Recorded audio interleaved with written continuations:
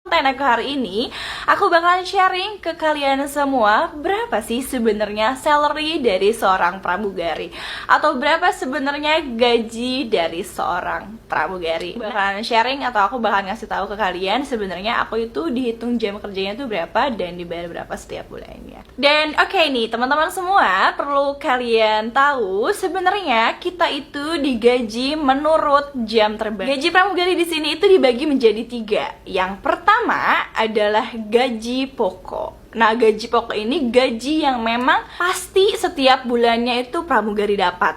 Lalu yang kedua adalah gaji patah atau uang patah. Nah, di sini itu uang patah itu uang yang dibayarnya setiap kita terbang, karena kita itu dibayarnya pada saat kita mulai bekerja sampai selesai bekerja, kayak gitu.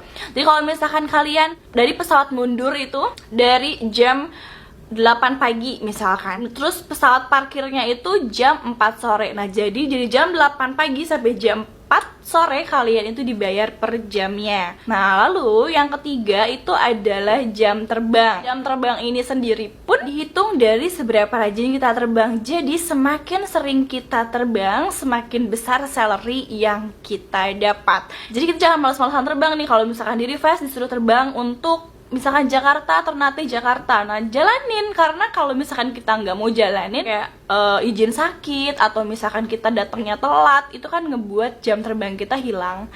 Jadi uang yang kita dapat pun sedikit. Untuk gaji pokoknya sendiri di sini itu kita mengikuti MR Jakarta. Sebenarnya aku di sini sharing ke teman-teman semua, gak ada unsur sombong atau apapun itu. Di sini aku emang bener-bener purely aku mau sharing ke kalian kayak gitu.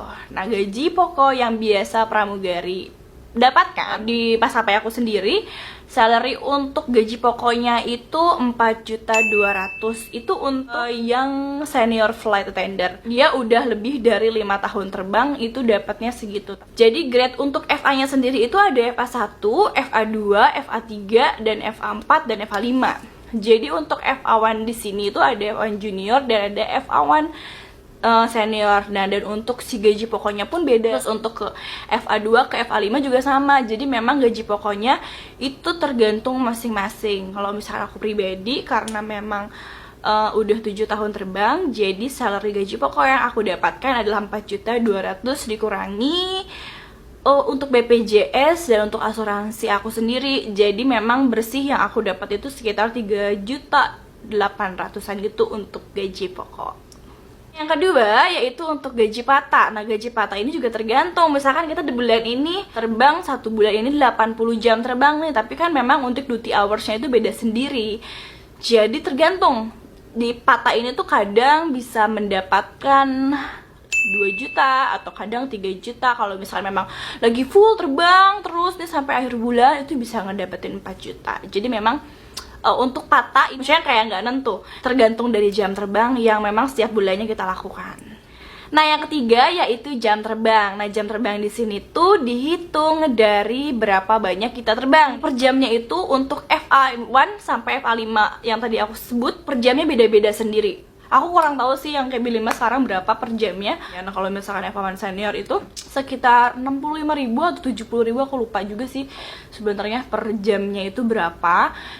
Jadi tinggal kalian kali ini, misalkan bulan ini aku terbang 80 jam atau misalkan 90 jam, tinggal dikali dari 80 jam dikali 70.000. Nah, itu salary yang bisa kalian dapetin. Nah, biasanya kalau misalkan mendapatkan jam terbang 90 atau 100 jam, itu biasanya FA1 dapetin itu sekitar 10 atau 11 juta setiap bulannya. Gitu teman-teman semua.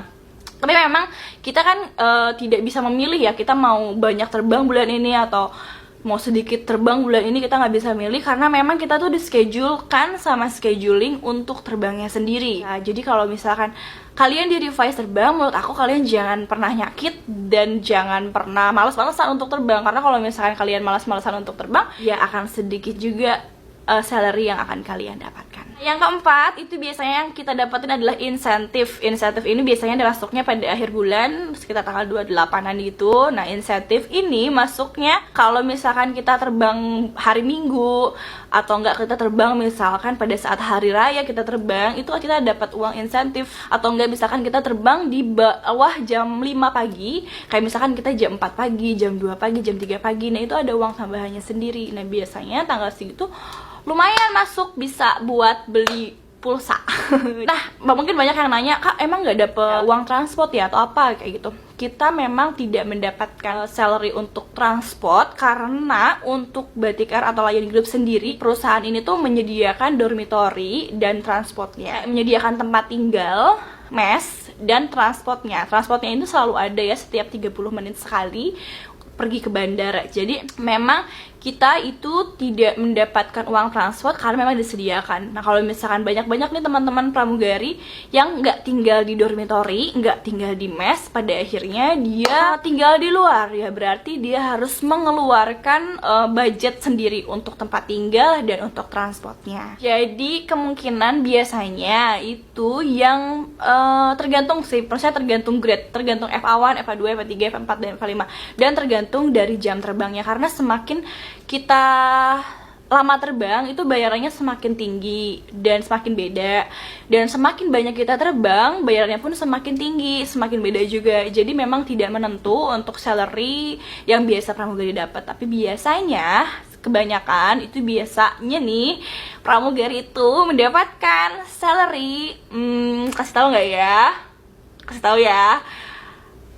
Ya sekitar 15 jutaan gitu, 15 atau enggak 16, kalau lagi banyak bisa 17, 18, kalau lagi sedikit jam terbang juga bisa cuma 12 juta kayak gitu. Jadi ya tapi kisaran dari 10 sampai 18. Nah, gimana nih buat kalian semua lulus SMA loh, lulus SMA dengan salary yang cukup besar, bukan cukup besar lagi ya, tapi udah besar karena memang salary segitu itu biasanya kalau di Jakarta itu setara sama kayak manajer gitu. Kalau di Bandung juga sama kayak setara sama manajer gitu-gitulah, yang udah berpengalaman kerja bertahun-tahun. Nah, kalau misalnya pramugari, kalian lulus SMA langsung masuk, rajin terbang, gak ada bolos-bolos nih, gak ada nyakit-nyakit.